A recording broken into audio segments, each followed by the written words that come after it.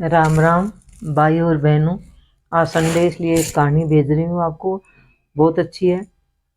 एक राजकुमार था, उसकी एक लड़की थी। तो जब वो शादी योग्य हुई तो राजा ने कहा कि बेटा शादी कर ले। बोले पिताजी जब भी समय आएगा जब मैं हाँ कर दूंगी। तो एक बार वो राजकुमारी के टाइफाइड हो गया, बुखार हो गई, तो वो बीमार हो गई।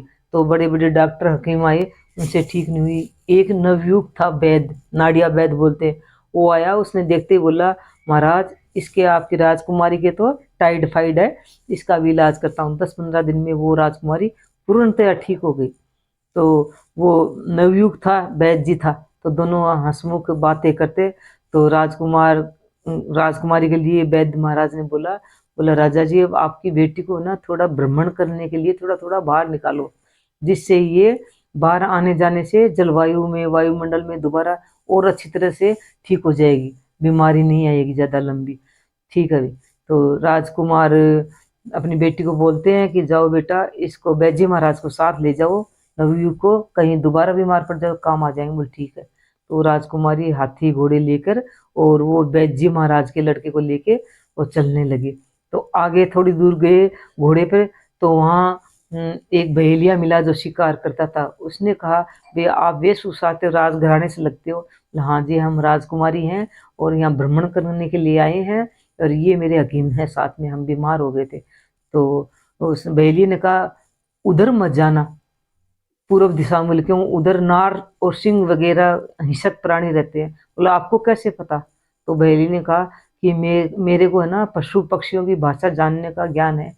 तो पक्षी बातें कर रहे हैं कि ये राजकुमारी और ये मानुष है साथ में, ये उधर जा रहे हैं पूर्व दिशा में, उधर जाना ठीक नहीं, इनको हिंसक जानवर खत्म कर देंगे। तो राजकुमारी ने सोचा कि ये भी योग्य आदमी है, इसको अपने राज दरबार में ले चलेंगे, विशेषता तो है ही। तो उसने कहा भाई बहेलिया हमारे साथ में चलो, आपको राज दरबार में साथ रखेंगे। बोल ठीक। बहेलिया को ले लिया। दो हो गए, वैद्य महाराज हो गए और एक वो बहेलिया हो गया। दोनों साथ में चले। थोड़ी दूर आगे जंगल में चलते हैं तो देखते क्या एक पुराना बर्ड का पेड़ था। उसके नीचे से ज्यों ही राजकुमारी जी घोड़े पे चढ़ के निकलने लगी तो उसके ऊपर पाइथन बैठा था। पाइथन यानी वो उसको बोलते हैं कुछ अजगर बोलते हैं। उसने राजकुमारी को जाते हुए घोड़े के ऊपर से और अपनी कुंडली में ऐसे लेकर ऊपर लटका लिया। राजकुमार जी ने चिंगाड़ किलकी मारी। उसकी किलकी सुनकर उसी जंगल में एक नवयुवक था।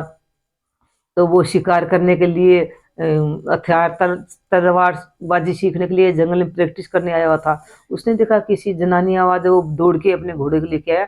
देखा कि एक राजघराने से संबंधित एक लड़की है सुंदर, उसको पाइथन ऊपर अजगर अपने घेरे में ले रहा है, उसको जान को खतरा है। उसने बिना सोचे समझे ही और वो घोड़े के लगाम तो मुंह में रख ली, एक हाथ खाली एक हाथ से तलवार लेकर खड़ा होके चलते हुए घोड़े पर वो बरगद के पेड़ के नीचे से आके एक हाथ से तलवार मारी। मारते दो टुकड़े उस पाइथन के अजगर के हो गए। और राजकुमारी जैसे गिरने लगी, राजकुमार ने दूसरे हाथ से उसको और अपने बाहू में लेकर घोड़े पर बैठा लिया। खूनम खून लूहो लुहान हो गए।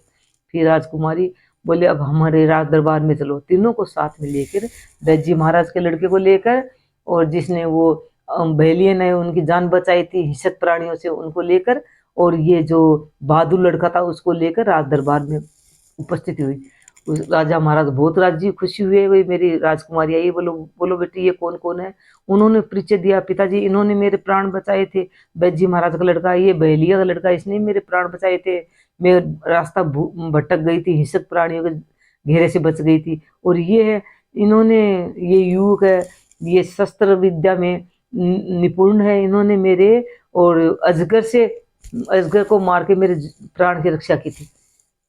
अब पिताजी मैं शादी करूंगी। तो राजा ने कहा करो बेटा, किससे करना चाहते हो? बोले मैं तो है ना जिसने मेरे अजगर से जान बचाई उससे करूंगी। तो राजकुमार राजा ने कहा कि बेटा तीनों ने प्राण बचाए थे, तो इसमें क्या विशेषता है? तीनों ने तुम्हारे प्राण बचाए थे, तुम इस जो शस्त्र विद्या जानते हैं इससे क्यों करना चाहती हो शादी? बोले पिताजी जो वैद्य जी का लड़का है, नाड़ी देखता है, उसने प्राण बचाई हो तो मेरे पिता तुल्य है।